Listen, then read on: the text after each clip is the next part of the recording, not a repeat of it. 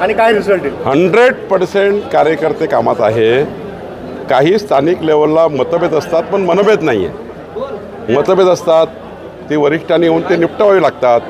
आज मी सर्वांशी भेटलो, सर्वांनी आपले मतभेद दूर केले आहे. स्वतंत्रपणे सर्व यंत्रणा कामात लागलेल्या आहे आणि महायुती म्हणून आमचे सर्व मित्रपक्षही कामाला लागलेले आहे.